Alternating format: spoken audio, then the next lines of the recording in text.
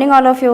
आज मैं आपको आपकी फुलवारी बुक हिंदी में से पार्ट 14 पढ़ाने वाली हूँ। 14 है ना बेटा, क्या पढ़ाने वाली हूँ? पार्ट 14 हिंदी जो फुलवारी बुक है ना, आपकी फुलवारी बुक, उससे ही पढ़ाने वाली हूँ। इसमें बेटा कविता दी हुई है ना, क्या दिया हुआ है? कविता। और इसका पेज नंबर है 76। ठीक है, क्या है पेज नंबर 76? आप लोग पेज नंबर 76 मेरे साथ ओपन करिए और इस कविता को लर्न करिए और मेरे साथ रीड करिए। ठीक है बेटा, और इसको आप लर्न भी करिएगा, है ना। आपके एग्जाम में आएंगे ये कविता, ठीक है, 4 लाइन 8 लाइन, है ना, तो आप इसको लर्न करिएगा। और अभी आप मेरे साथ ये रीड करेंगे।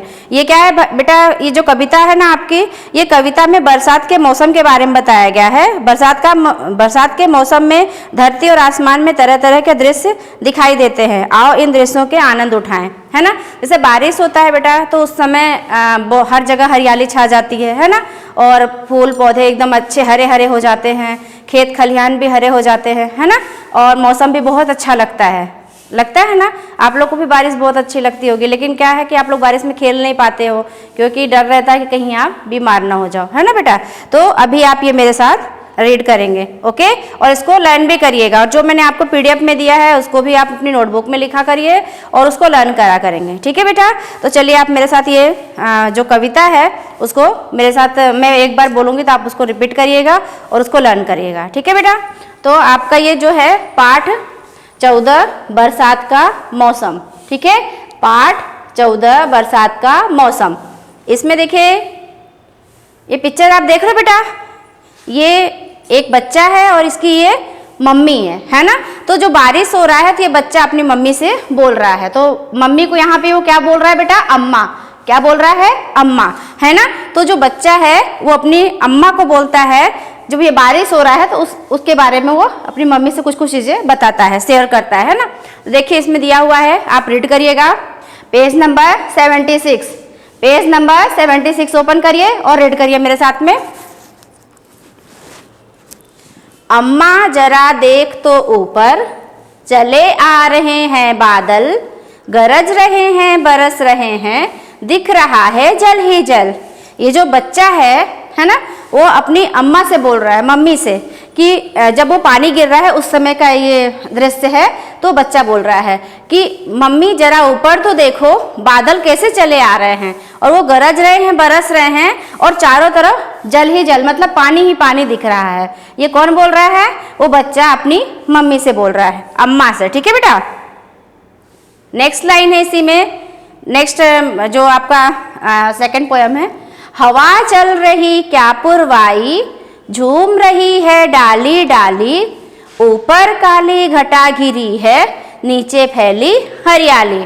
वो जो बच्चा है वो अपनी अम्मा से बोलता है कि अम्मा देखो हवा कितनी अच्छी पुरवाई जैसे चल रही है ना, बहुत अच्छी हवा चल रही है, और सारे जो पेड़ पौधों की डालियां हैं वो क्या है? झूम रही हैं, और ऊपर आसमान में काली काली घटा छाई हुई है ना, और नीचे बहुत सारी हरियाली फैली हुई है। अभी आपको मैंने बताया ना कि जब पानी गिरता है तो खेत खलिहान कितने हरे हरे हो जाते हैं, है ना, फूल पौधे भी अच्छे दिखते हैं। तो ये बच्चा अपनी अम्मा से बोल रहा है। नेक्स्ट है बेटा,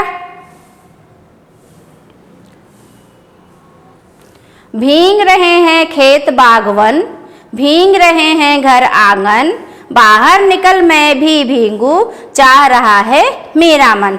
ये जो बच्चा है, बालक है जो, ये अपनी मम्मी से बोलता है कि अम्मा जब पानी गिर रहा है उस पानी से खेत बाग वन सब भीग रहे हैं, है ना।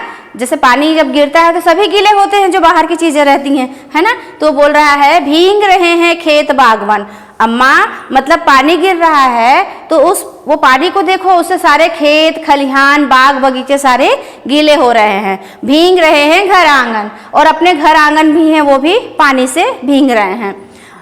उस बच्चे का मन कर रहा है कि मैं भी बाहर निकलूं, और उसका मन कर रहा है कि मैं भी इस पानी में भीगूं, है ना। वो बच्चा जो है वो कहता है कि अम्मा देखिए पानी गिर रहा है, उससे सारे खेत खलिहान जो हैं गीले हो रहे हैं, है ना, अपना घर आंगन भी गीला हो रहा है, और उस बच्चे की भी इच्छा हो रही है कि वो भी पानी में जाके गीला हो, है ना, खेले।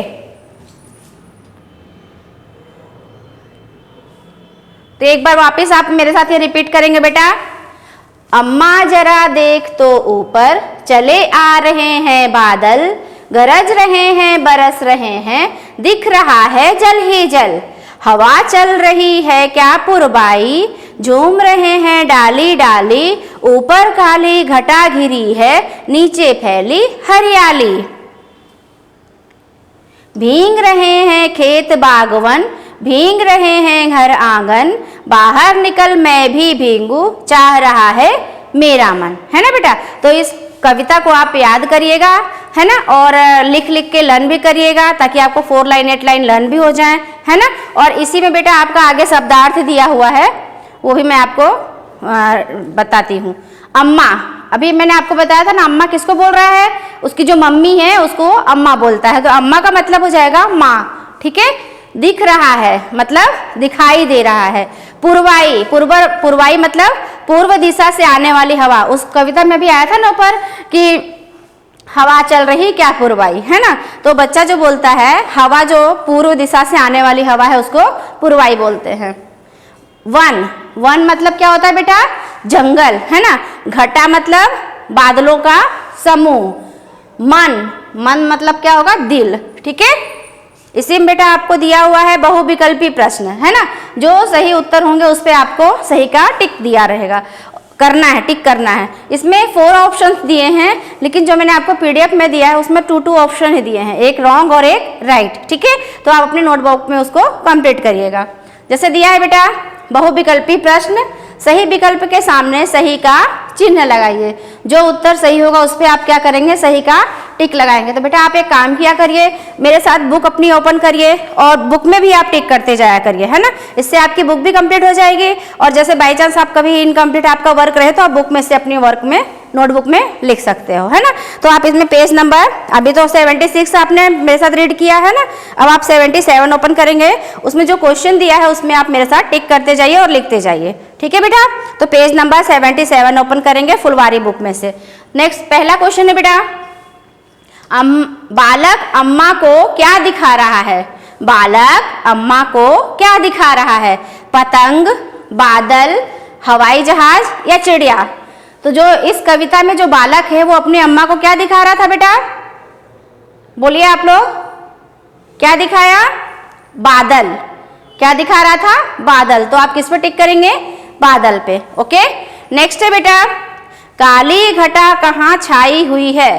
काली घटा कहाँ छाई हुई है, धरती पर, खेतों में, आसमान में, घरों में। तो काली घटा कहाँ छाती है बेटा, आपको मालूम है कहाँ छाती है, आसमान में। ठीक है, तो आप कहाँ पे टिक करेंगे, आसमान में।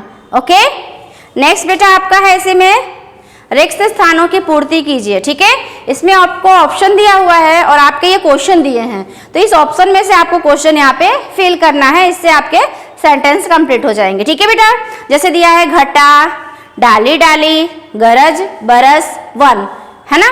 तो नंबर 1 पे क्या दिया है, बादल रहे हैं, बादल रहे हैं, तो आप इसमें क्या फिल करेंगे, गरज।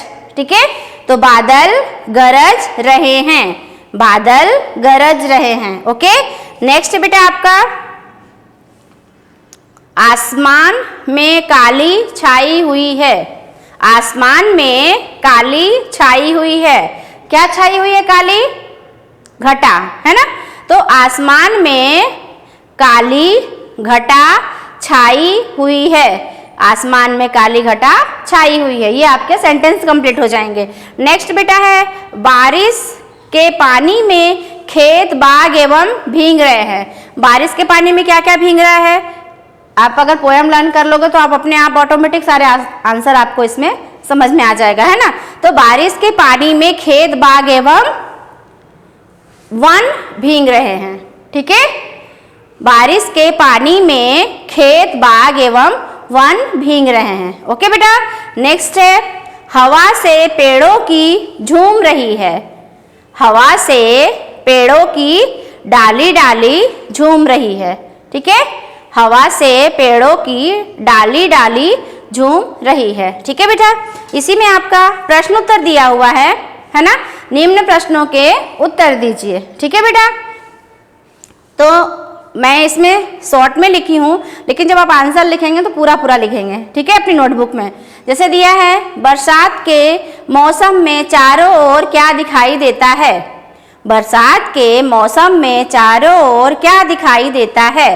तो आप उत्तर लिखेंगे बरसात के मौसम में चारों ओर जल ही जल दिखाई देता है।